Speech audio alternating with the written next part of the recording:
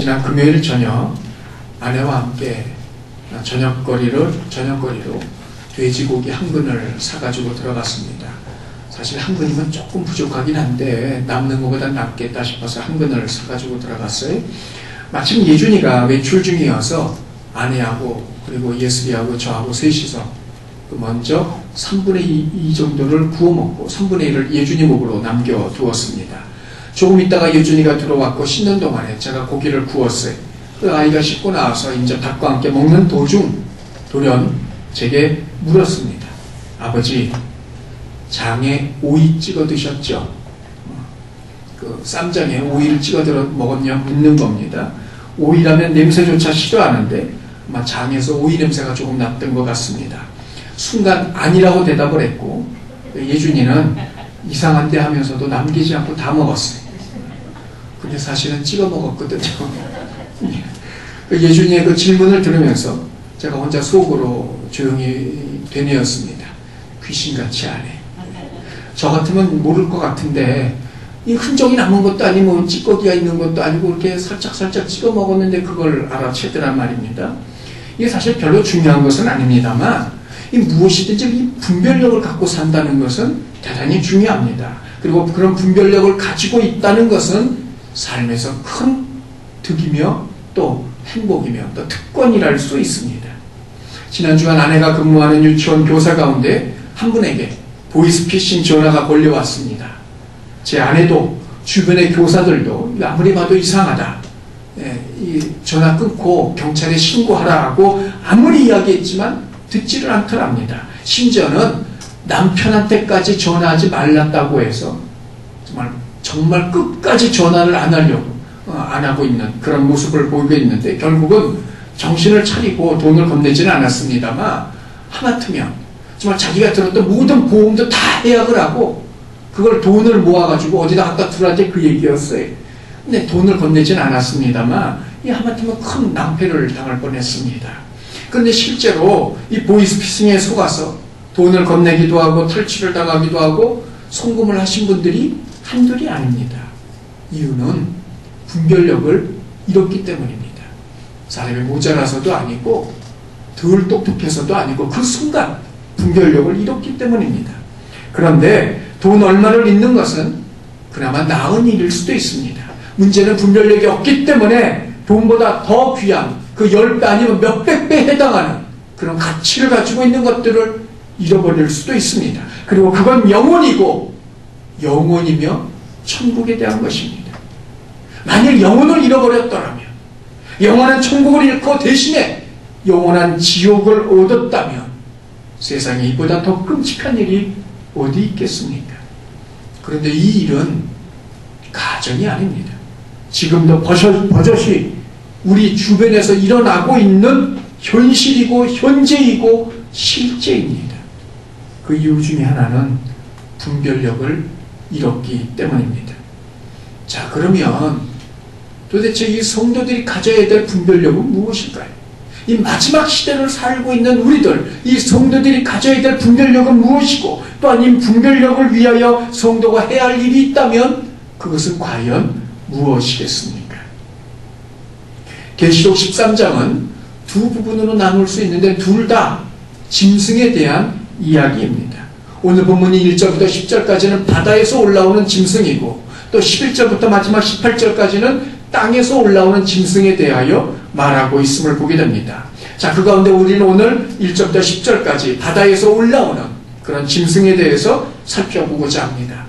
하나님과 천사 그리고 예수님과 교회에 이르기까지 모든 싸움에서 패배한 사단이 마지막으로 싸우려고 하는 존재가 있습니다.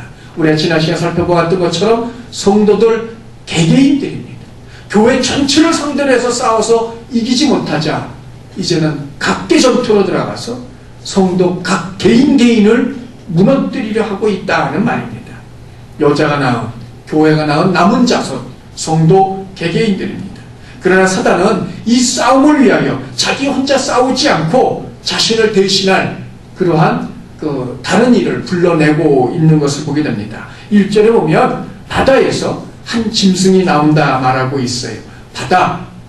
자, 이게 유대인들의 개념상 이 바다라는 것은 혼잡, 혼돈, 그리고 알 수 없는 미지, 그런데 모든 것이 뒤섞여져 있는, 자, 바다를 가만히 한번 보세요. 겉으로는 물결만 보이지만 그 속에 온갖 생물이 다 있단 말이에요. 그 중에 부정한 것도 있고요. 또 먹지 못하게 규정된 것들도 있고요. 유대인들에게서 바다는 무엇이냐? 혼돈과 혼란, 혼잡, 그리고 나아가서 이 사악한 세계의 집합체, 그게 유대인들 입장에서는 바다예요. 하나님은 그 바다를 동원해서 요한에게 이걸 보이고 계시는 겁니다. 당연히 바다에서 올라오는 짐승은 어떤 동물이겠어요? 어떤 짐승이겠어요? 좋은 짐승이겠어요? 당연히 그렇지 않죠. 자, 그러므로 이 바다에서 올라오는 이 한 짐승, 자, 이 자의적으로 올라온 것이 아니라 사단의 호출을 받고 올라오고 있습니다. 바다는 사단의 영역, 세상이기 때문에 그렇다는 말입니다. 그런데 그렇게 올라온 짐승의 모습이 특이합니다. 자, 1절을 다시 보십시오.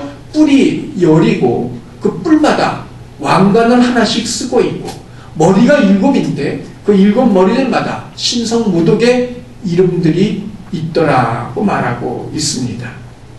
뿔은 힘을 상징합니다.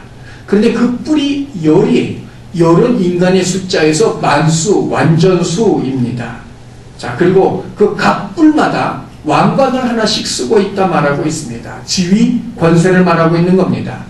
인간의 완벽한 그러한 권세, 힘을 말하고 있는 겁니다.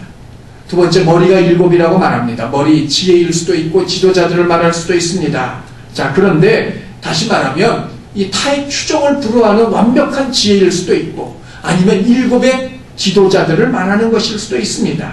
자, 그게 무엇이 되었든 이 머리 가운데는 신성모독의 이름들이 있더라는 거예요. 신성모독.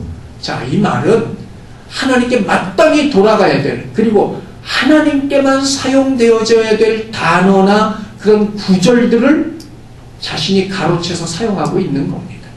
하나님께 쓰여져야 될 것들, 자, 그걸 자신이 가로채고 있는 걸 성경은 신성모독이라고 말하고 있어요. 자, 그러면 이런 모습으로 나타난 이 짐승의 정체가 무엇입니까? 2절에 보면 세 가지를 말하고 있어요. 몸은 표범이고, 발은 곰이고, 머리, 입 쪽은 사자라는 겁니다. 사진 보여주세요. 제가 합성을 해봤는데 실력이 그밖에 안 돼서 완벽한 모습을 만들어내지 못하고, 그러니까 이런 모습이라고 인식을 하시면 돼요. 몸은 표범, 머리, 입은 사자, 그리고 발은 곰이라는 겁니다. 그런데 이 조합해 보면 이제 이런 괴물이 되는 건데, 근데 요한이 본 이런 짐승은 요한만 본 것이 아닙니다. 조금 모습은 좀 다르긴 합니다만 요한보다 훨씬 이전에 한 선지자가 이 모습을 보았는데 그는 바로 다니엘입니다. 다니엘 7장에 보면 다니엘이 환상 중에 4생물을 보았습니다. 첫 번째는 독수리의 날개를 가지고 있는 사자 같은 동물이었습니다. 바벨론을 상징을 합니다. 두 번째, 곰을 보았습니다. 이 곰은 바벨론을 무너뜨렸던 메다와 파사, 우리가 알고 있는 페르시아를 말합니다. 바로 그걸 의미하고요. 세 번째, 4개의 날개를 가지고 있는, 또 그리고 4개의 머리를 가지고 있는 표범을 보았습니다. 표범 같은 동물. 자, 이건 헬라, 그리스입니다. 아시다시피 알렉산더 대자가 죽고 난 다음에 그 나라가 4나라로 분할되지 않아요? 그걸 말하고 있는 겁니다. 그리고 마지막, 형상은 알 수 없지만 무섭고 강한 짐승을 다니엘이 보고 있습니다. 그건 로마의 제국을 의미합니다. 그런데 이 마지막 다니엘이 보았던 4번째 짐승은 위에 나와 있는 그 3번째 짐승을 혼합한 그런 짐승이에요. 다시 말하면 어느 누구도 감당할 수 없을 만큼 강력하고 무시무시한 그러한 힘을 가진 존재라는 말입니다. 이 모습을 요한이 다시 본 겁니다. 한마디로 말하면 하나님을 대적하는 정치, 종교, 경제를 망라해서 하나님을 대적하는, 그래서 적그리스도적인 성향을 띠고 있는 모든 인간의 집합체입니다. 아마도 요한 시대는 실제 로마 제국을 말하는 것일 수도 있습니다. 근데 우리가 한 가지 알아야 될 것은 요한계시록은 늘 다 그런 건 아닙니다만 딱 그 시대 것만, 그리고 미래의 것만 말하고 있지 않습니다. 현 시대 것을 말하면서 동시에 미래 시대 것을 동시에 같이 말하고 있어요. 그러므로 요한이 본 건 로마의 제국일 수 있습니다. 그러나 언젠가 또다시 나타날 악한 나라 혹은 체제 혹은 가치관일 수도 있고 아니면 한 개인일 수도 있습니다. 자, 그러므로 한마디로 말하면 이 바다에서 올라온 이 짐승, 이는 적그리스도입니다. 개인일 수도 있고요. 아니면 나라 전체일 수도 있습니다. 아니면 어떤 나라들끼리의 연합체일 수도 있습니다. 구체적으로 그것이 무엇인지 우리는 정확히 알 수 없지만 분명한 것은 하나님을 반대하는 적그리스도의 경향을 띠고 있다는 겁니다. 자, 이렇게 말할 수 있는 근거가 있습니다. 먼저 우리가 1절에서 살펴본 것처럼 7개의 머리들마다 신성모독의 이름들이 있나라고 말하고 있는 걸 본 적이 있습니다. 이것 자체가 하나님을 대적하겠다는 의미라는 겁니다. 뿐만이 아닙니다. 두 번째 우리가 생각할 것은 2절 하반절과 같이 용이 그 짐승에게 자신의 능력, 자, 이건 모든 걸 할 수 있는 힘을 말하는 겁니다. 보좌, 지위를 말하고 있는 것이고 권세, 어느 누구의 방해도 받지 않고 자기 뜻대로 할 수 있는 그런 권력을 말하고 있는 겁니다. 용이 그런 것들을 짐승에게 주었다는 거예요. 주다, 원문의 의미를 보면 전달하다, 위임하다라는 겁니다. 다시 말하면 용은 자신이 가지고 있는 모든 것들 가운데 일부분만 건네준 것이 아니라 자신의 힘 전체를 넘겨주고 있다는 말입니다. 용이 누구입니까? 오늘 본문이 말한 용이 누구예요? 우리가 이제껏 살핀 것처럼 그는 사단입니다. 그런 용이 자신의 그런 힘을 짐승에게 주는 이유가 뭐예요? 그것이 개인의 적그리스도일 수도 있고 적그리스도의 나라일 수도 있고 단체일 수도 있는데 그들에게 이 힘을 주는 이유가 뭐냔 말이에요. 사단이 세상을 정의로 다스리라고 그걸 주겠어요? 누구라도 살기 좋은 세상을 만들려고 그 힘을 주겠느냐 말입니다. 아닙니다. 사단의 목표가 무엇입니까? 3절을 다시 보십시오. 짐승의 7머리 가운데 하나가 상에서 죽을 뻔하였다가 다시 회복이 되고 있습니다. 이에 대해서 학자들은 여러 가지 해석을 내놓고 있습니다. 그런데 대체적으로 앞서 말씀드린 것처럼 요한이 본 이 짐승은 그 당시 요한의 입장에서는 로마 제국인데, 자, 죽을 뻔했다 살아났던 이 네로일 수도 있고요, 개인적으로. 아니면 로마 정부 자체일 수도 있습니다. 왜냐하면 이 네로 자신의 통치가 점점 먹히지 않게 돼요, 백성들에게. 자신이 좀 점점 이상이 되었다는 이 소리가 들리기 시작을 하고 백성들이 자신에 대해서 의문을 품기 시작을 했단 말입니다. 그 결과 우리가 잘 알고 있는 것처럼 그 로마의 대화재를 일으키기도 하지 않았어요. 그리고 그 모든 죄를 그리스도인에게 덮어 씌우기도 했습니다. 그런 사실들이 조금씩 알려지기 시작하자 그리고 궁극에는 자신에게 죄를 물을 것이고, 자, 이걸 두려워한 나머지 네로는 68년에 자살을 합니다. 그런데 자살하기 직전 소문을 하나 흘려요. 그것이 뭐냐면 자신은 죽어도 다시 살아날 것이고, 그래서 멀리 가서 파르티안의 군대를 끌고 와서 로마 정부를 다시 접수하겠다는 겁니다. 자, 이런 전설을, 이런 이야기를 흘리게 되었고, 그 시대 사람들은 실제로 네로가 죽었다가 다시 살아날 것을 기대하고 있다는 겁니다. 근데 실제로 그렇지 않았죠. 물론 이후에 실제 자신이 죽었다 살아난 네로라고 주장한 사람들이 3명이 등장을 했어요. 시대를 달리하면서 역사적으로 보면. 물론 이루어지긴 했습니다만 그건 구체적으로 아닙니다. 두 번째, 로마 정부일 수 있습니다. 네로 이후에 1년 어간 동안에 로마의 황제가 3명이 바뀝니다. 그리고는 네 번째 베스피아스라는 그 황제가 등극을 하게 되어지는데, 그때부터 로마 정부는 다시 안정을 취하기 시작을 한다는 거예요. 네로가 죽고 난 다음에 흔들리고 있는 로마 정부를 다시 안정을 시키고 국권이 반석에 올려놓고 있다는 말이죠. 죽었다 살아난 것처럼 보인다는 겁니다.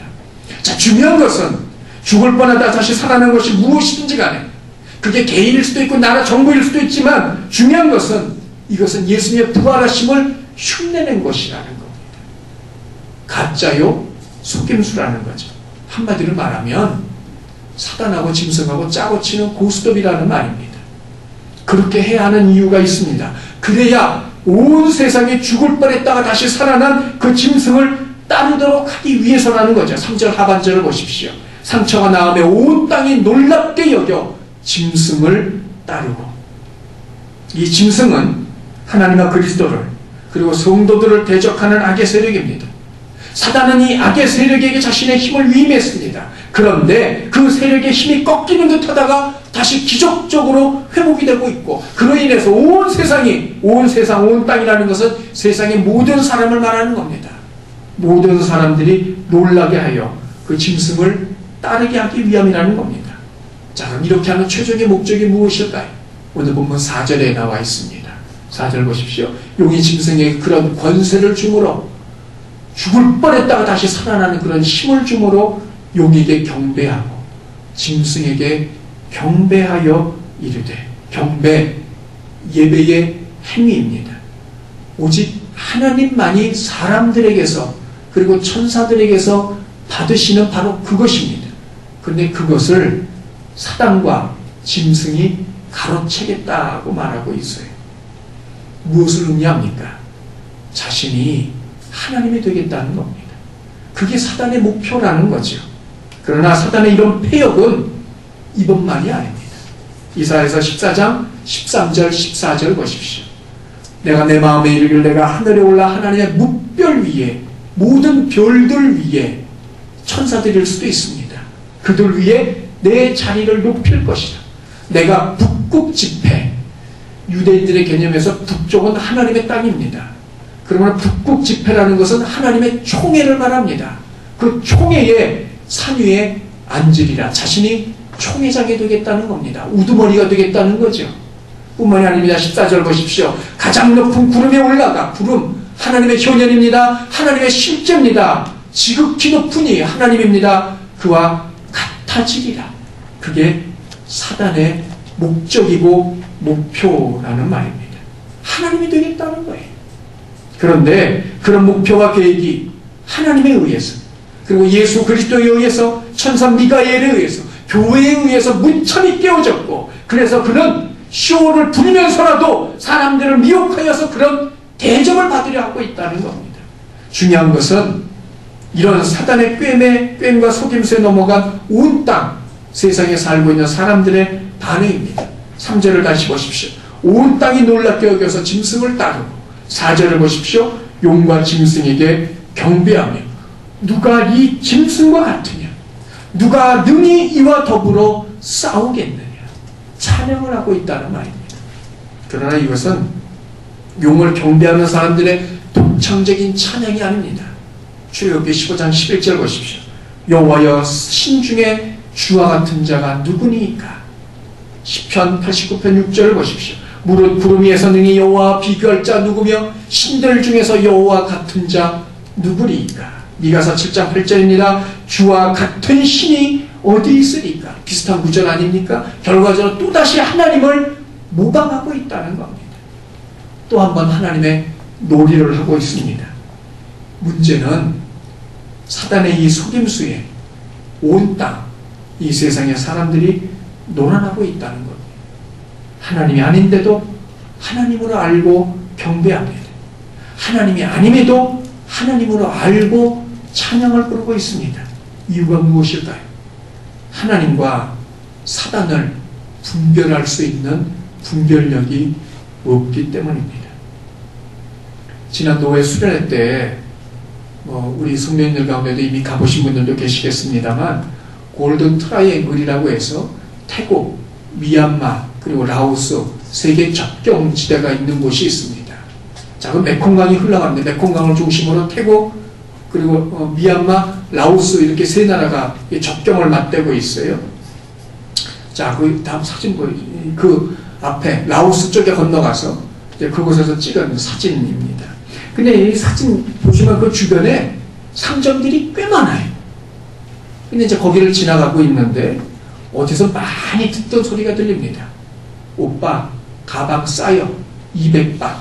예. 한국말로 이야기를 해요. 가방 가게 점원이 우리가 한국 사람인 걸 알고 부르는 소리입니다. 가봤더니 세계 각국의 유명 상표의 가방들이 거기 다 있어요. 뭐 여행용 캐리어부터 시작해서 들고 다니는 가방, 크로스백까지, 배낭까지 없는 게 없어요. 가격을 물어보니까 정말 싸요. 200바. 우리나라 돈으로 7,000원 정도 됩니다. 그러니까 목사님들이 이것저것 들었다 놨다, 사모님들도 들었다 놨다 합니다. 제가 여기서 한마디 했습니다. 다 짝퉁이니까 알아서들 하세요. 그때 저분이 제 얘기를 알아들었어요.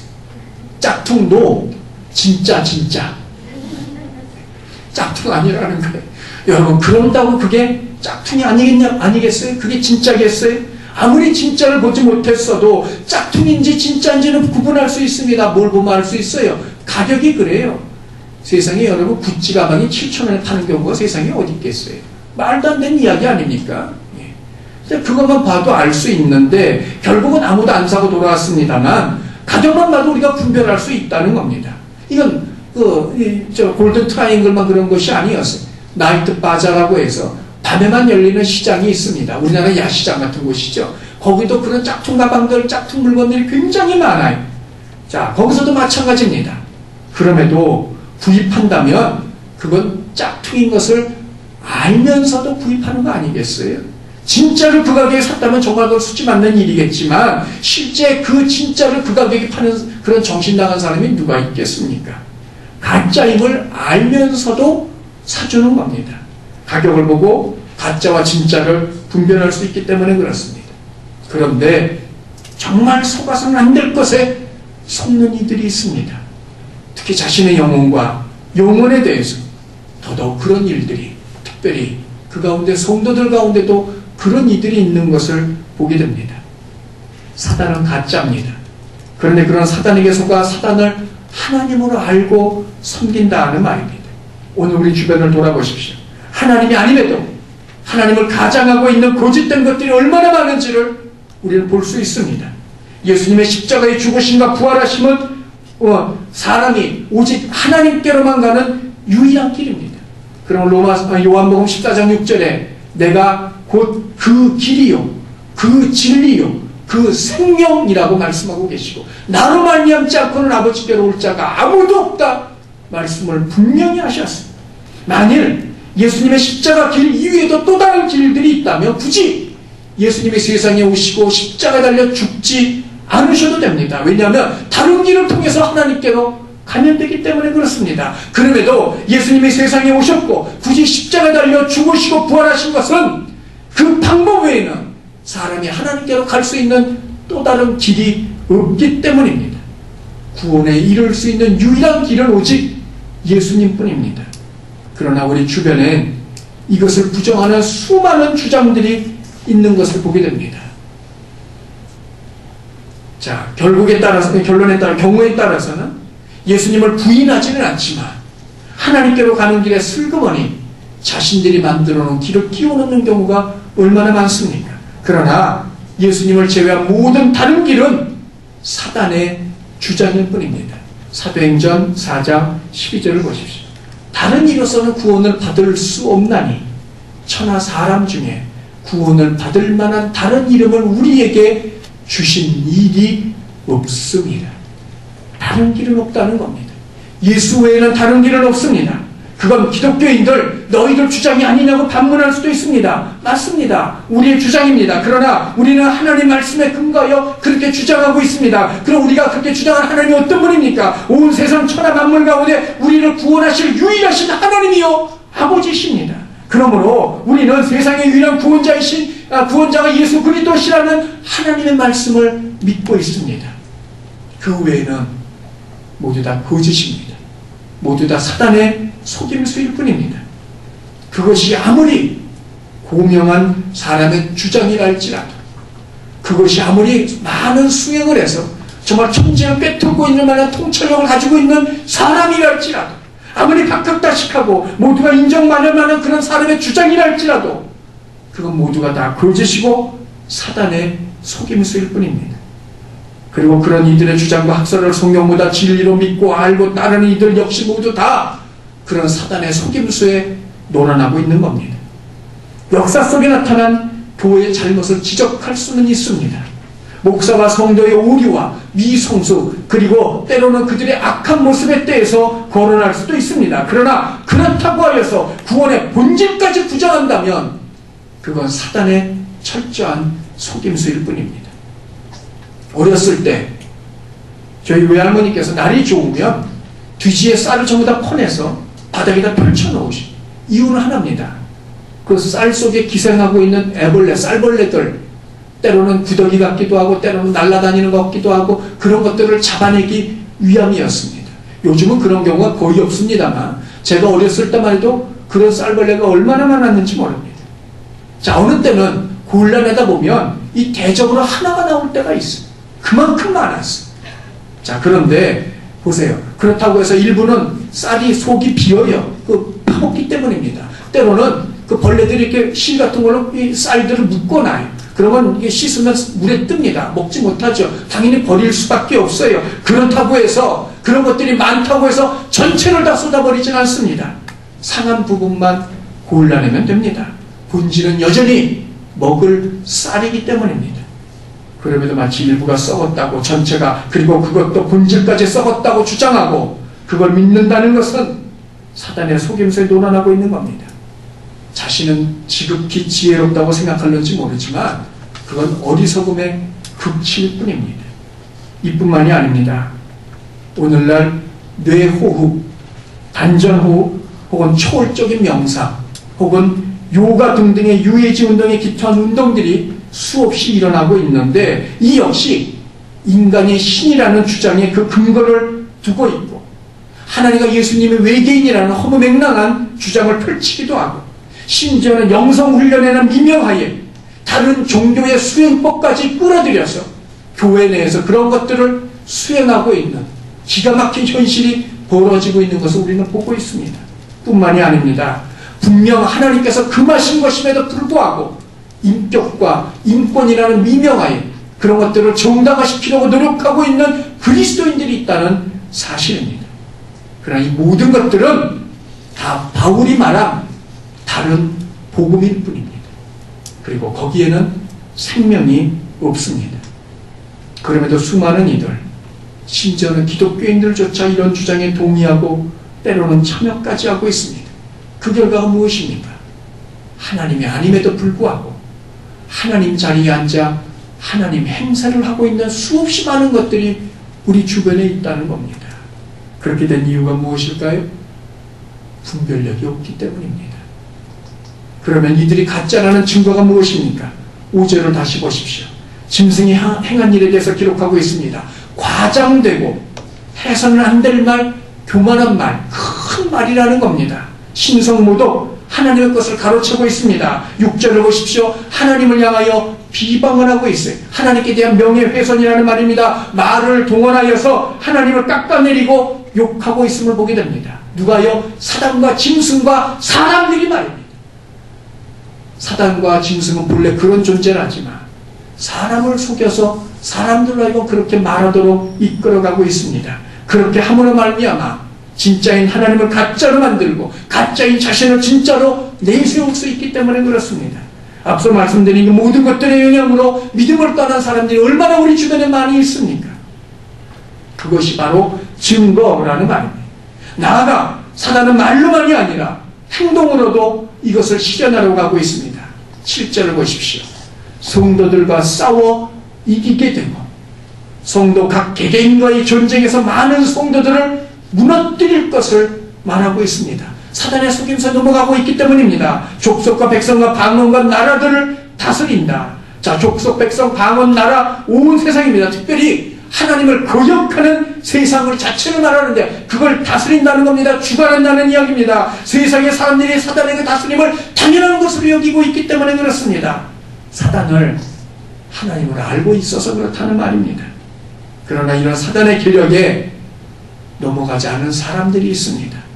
8절 우리 다 함께 읽습니다. 시작. 죽임을 당한 어린 양의 생명책에 창세 이후로 이름이 기록되지 못하고 이 땅에 사는 자들은 다 그 짐승에게 경배하리라. 생명책, 하늘나라의 시민 명부입니다. 구원에 이른 자들의 이름을 기록해 놓은 책이기도 합니다. 저것이 실제냐 상징이냐, 자, 그걸 떠나서 이 생명책에 기록되지 못한 자들은 짐승을 그리고 용을 경배할 것이라는 겁니다. 그럼 그 말을 뒤집으면 무슨 말이겠어요? 생명책에 기록된 자들은 짐승도 용도 경배하지 않는다는 말입니다. 사단의 속임수에 넘어가지 않은 자들입니다. 분별력을 가지고 있는 자들입니다. 그들이 생명책에 기록된 자들입니다. 이들이 넘어가지 않는 한 가지 이유, 그건 분별력입니다.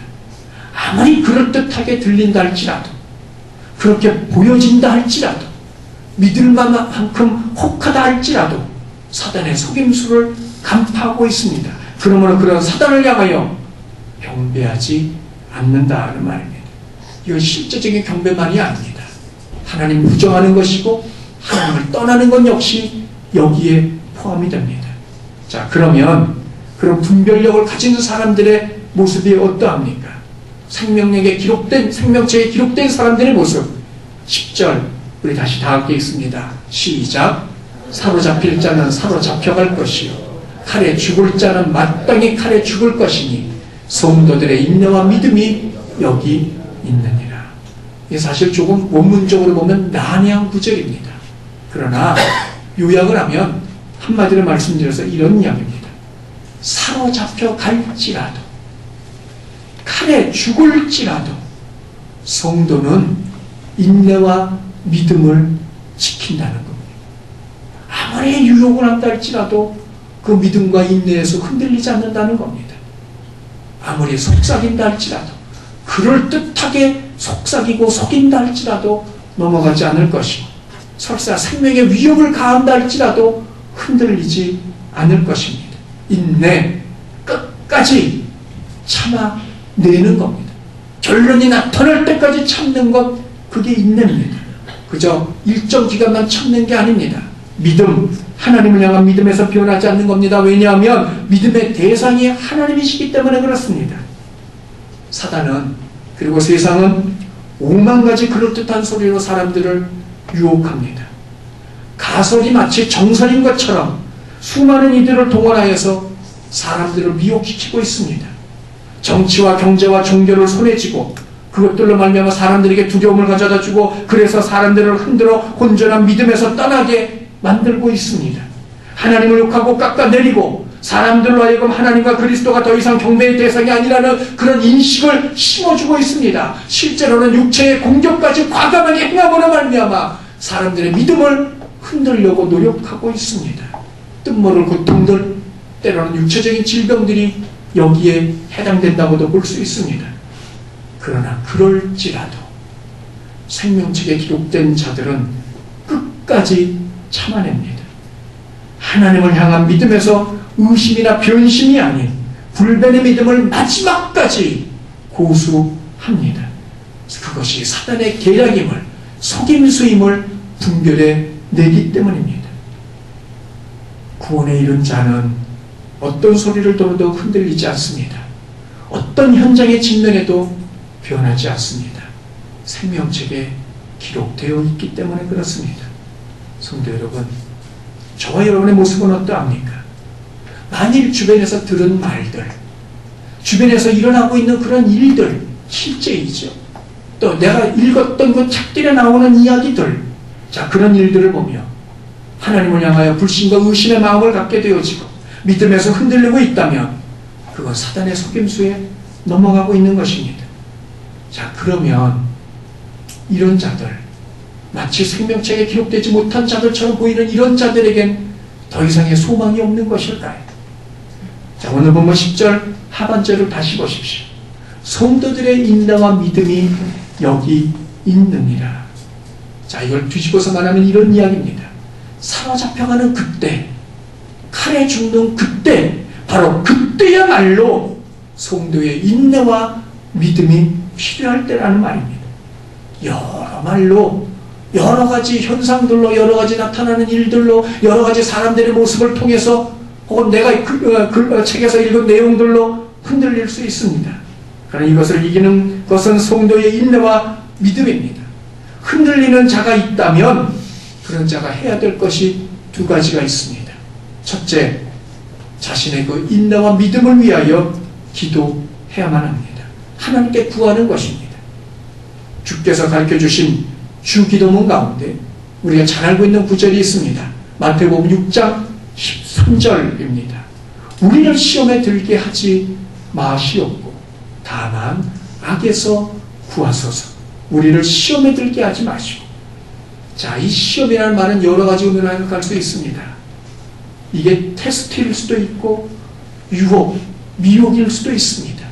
자, 어떤 것이든 어떤 결론은 하나입니다. 그것이 어떤 것이든 어떤 의도를 가지고 있는 것이든 죄에 굴복하게 하는 상황에 들어가지 말게 하소서 기도하는 겁니다. 두 번째, 악에서. 이 우리 성경에는 악에서라고 말하고 있습니다만 원문적인 의미로 보면 악한 자에게서라는 의미를 가지고 있습니다. 악한 자, 사단의 손에 놀아나지 않게 하옵소서. 그 기도를 하라는 겁니다.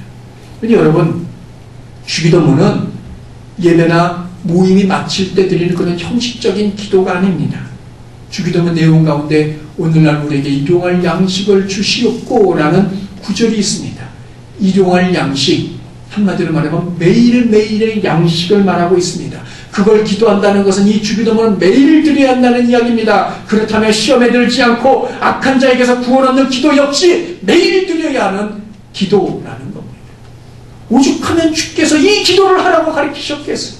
시험에 들지 않게 하시고 어떤 상황이든 죄에 굴복하는 일이 없게 하시고 악한 자에게 빠지지 않도록 우리를 지켜주소서. 자신을 위하여 이렇게 기도함이 필요할 줄 압니다. 뿐만이 아닙니다. 다른 일을 위해서도 이 기도를 드려야만 합니다. 누가복음 22장 32절을 보십시오. 십자가를 앞두고 계신 예수님께서 마지막 만찬 자리에서 베드로에게 하신 말씀입니다.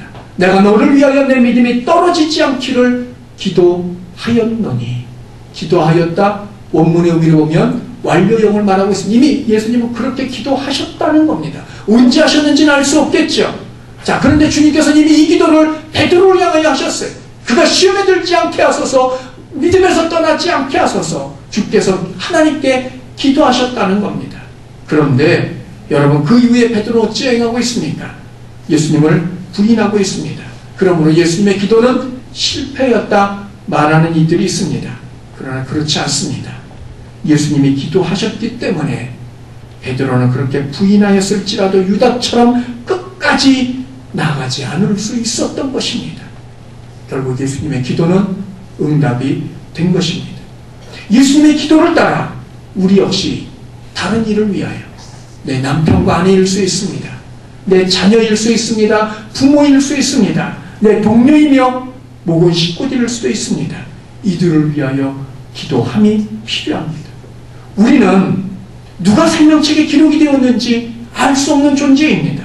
지금은 아닌 것 같이 보여도 바로 알 수 없기 때문에 기도해야만 합니다. 하나님은 지금도 분별 없는 자라고 할지라도 예수님의 기도를 들어주신 같이 우리의 기도를 들으시고 긍휼히 여기사 그를 구원에 이르게 하실지 누가 알 수 있겠습니까?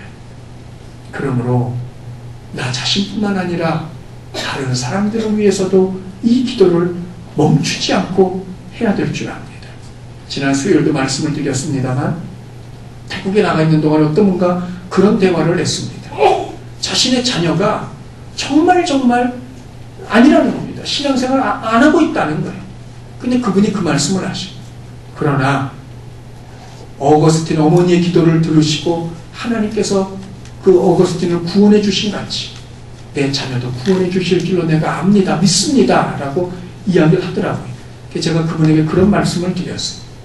그렇지만 어거스틴의 어머니 모니카가 어거스틴을 죽자고 기도한 것은 알고 계십니까? 라고 제가 되물었습니다. 그냥 가만히 있는다고 구원이 이루어지는 것은 아닙니다. 여러분, 그가 누가 되었던 그의 구원을 위해서 끝까지, 그가 구원에 이를 때까지 기도를 멈추지 마십시오. 하나님의 긍휼하심이 함께 하실 줄로 압니다. 사단은 자신을 광명의 천사로 위장하고 있습니다. 나아가서 자신을 하나님처럼 행세하고 있습니다. 그래서 하나님 자리에 오르려 하고 있습니다. 그 방법은 하나님을 비방하고 깎아내리는 것이고, 그로 말미암아 사람들로 하여금 더 이상 하나님을 숨기지 않게 하는 것입니다. 여러 그럴듯한 말과 주장으로 성도들을 믿음에서 떨어지게 만들고 있습니다. 그래야 자신이 하나님을 대신하여 하나님 자리에 오를 수 있기 때문입니다. 그러므로 성도는 이것을 분별해낼 수 있어야만 합니다. 그리고 그때마다 자신의 인내와 믿음을 지켜야 합니다. 그러기 위하여 자신을 위해서 기도함이 필요할 줄 압니다. 그렇게 섞고 있는 또 다른 누군가를 위해서 우리는 끊임없이 기도해야만 합니다. 성경은 말하고 있습니다. 구하라 주실 것이요, 찾으라 얻을 것이요, 두드리라 열릴 것이다. 사랑하는 성도 여러분, 우리가 구하고 찾고 두드린다면 우리가 그렇게 해놓은 것처럼 하나님께서 우리 가운데 분별의 영, 분별의 은사를 더하여 주실 것이고 분별의 은혜를 주실 것입니다. 그로 말미암아 사단과에서 싸움에서 승리할 수 있는 저와 여러분이 다 되시고, 나아가 저와 여러분의 기도로 말미암아 누군가가 그런 하나님의 구원에 이룰 수 있는 그들 또한 되기를 주님의 이름으로 부탁드립니다. 기도합시다. 끝까지 기도하십시다. 구원이 이룰 때까지 멈추지 맙시다. 사단 역시 그를 끝까지 지옥에 끌고 들어갈 때까지 멈추지 않고 있음을 기억하면서 그 사단에 맞서 끝까지 기도해냅시다. 그 기도로 저와 여러분 자신뿐만 아니라 누군가를 구원에 이르게 할 수 있음을 기억하십시다. 이런 저와 여러분 다 되시기를 주님의 이름으로 축원합니다. 기도합니다.